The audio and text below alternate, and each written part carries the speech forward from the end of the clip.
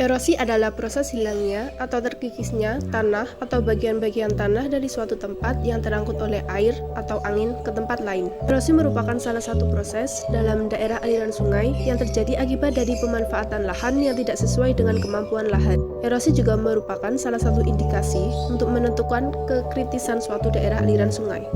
Besarnya erosi dan sedimentasi dari tahun ke tahun akan semakin bertambah apabila tidak dilakukan pengendalian ataupun pencegahan.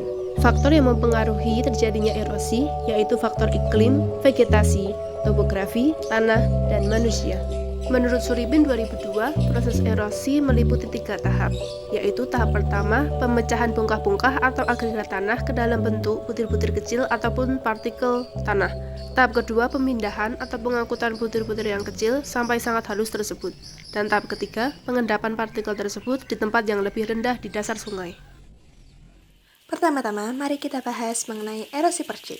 Dari namanya sendiri sudah jelas, erosi percik merupakan erosi yang muncul akibat adanya percikan air yang jatuh ke tanah, sehingga tanah mengalami pengikisan dan pengangkutan materi.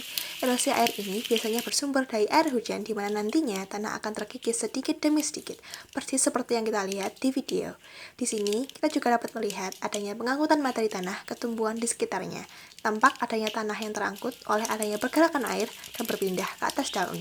Erosi percik ini pada umumnya memiliki dampak kerusakan yang kecil, namun tingkat kerusakan ini akan membesar seraya dengan energi sumber kerusakan dan lamanya kejadian terjadi. Selanjutnya kita bahas mengenai erosi massa.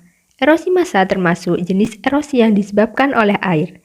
Erosi ini terjadi ketika suatu daerah berlereng curam. Saat terjadi hujan, tanah pada lereng yang curam akan mengalami jenuh air, atau keadaan ketika tanah tidak mampu lagi menahan beban air.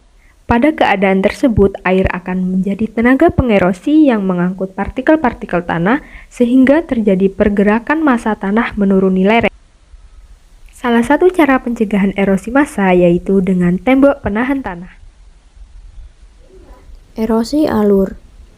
Erosi ini merupakan pengikisan oleh air pada tanah dan dapat terjadi karena adanya aliran permukaan yang terkumpul atau terpusat dan membentuk alur-alur yang sangat jelas.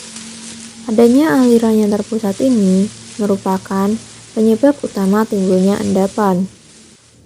Pada umumnya, aliran air ini memiliki kedalaman 30 cm.